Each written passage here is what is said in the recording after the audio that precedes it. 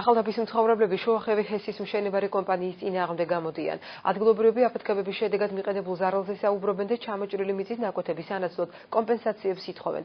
რას პასუხობენ მათ აჭარისწყალი ჯორჯიას წარმომადგენლები? დროს რეპორტაჟი მაღალმთიანეთიდან. ერთი ხისკირის გულის და 700 აჯანებებენ მოსაკლეს ერთი შეშარა მოიტანოს და მათ გაჩახეს 10,000-ობით წირიხე. საპროტესტო აქცია სოფელ ახალდაბაში შუახევი ჰესის მშენებარე კომპანიის წინააღმდეგ გაიმართა. ადგილობრივების თქმით ჰესების მშენებლობამ სოფელს პრობლემები შეუქმნა.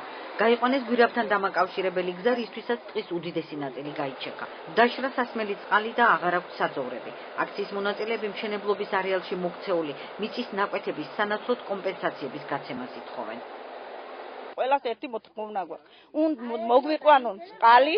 მოგვიყვანონ წყალი, გადაგეგვიხადონ თითოეულ ოჯახს კომპენსაცია რა ზარალის მიანყენეს, მოვიდნენ დაითვალონ, გაითვალისწინონ ხალხის აზრი, რატომ ერთხელაც არავინ არ დაინტერესებულა, რა პრობლემის წინაშეა სოფელი.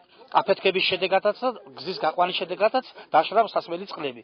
კომპანიას ბევრი დანაპირი ჰქონდა სოფელზე, არც ერთი პუნქტი მას არ შეუძლია, მხოლოდ ერთი 70% პუნქტი შეასრულა დასაქმების, დანარჩენი არც ერთი პუნქტი 9 მემორანდუმში, რომელიც ჰქონდა ჩამოწერილი, არც ერთი პუნქტი არ არის გათვალისწინებული და შესრულებული.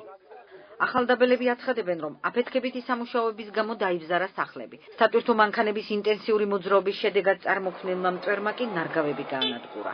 მათივე ინფორმაციით სკოლასთან ახლოს მაღალი ძაბვის ანძა დადგეს, სადაც უსაფრთხოების ზომები არ არის დაცული. გვირაბის მუშაობის შედეგად, აფეთქების შედეგად რო დაიწყეს სამუშაოები, დაიბზარა სახლი, ფაქტი სახეზეა.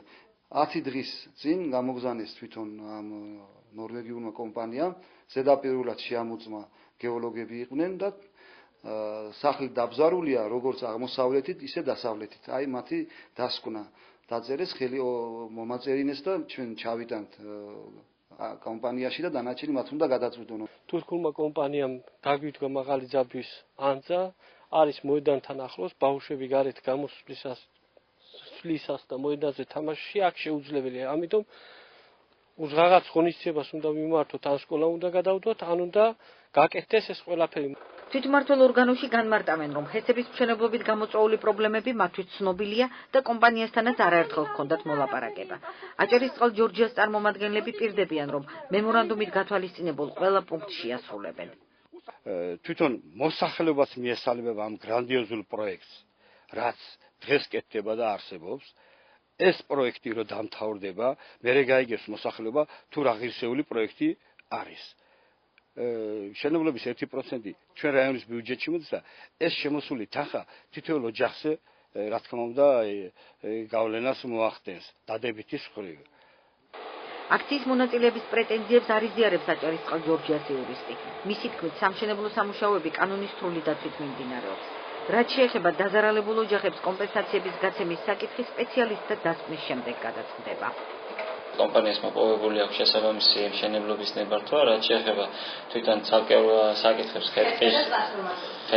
ხეთკის ჭრას აღნიშნულზეც არსებობს შესაბამისი ნებართვა კონკრეტული კომპეტენტური ორგანოს მიერ გაცემული და ბუნებრივია აღნიშნული საკითხები რეგულირდება საქართველოს კანონმდებლობით და კომპანია არ საჭიროებს ეგრეთ წოდებული თანხმობის მიღებას ცალკეული მოქალაქეებისაგან.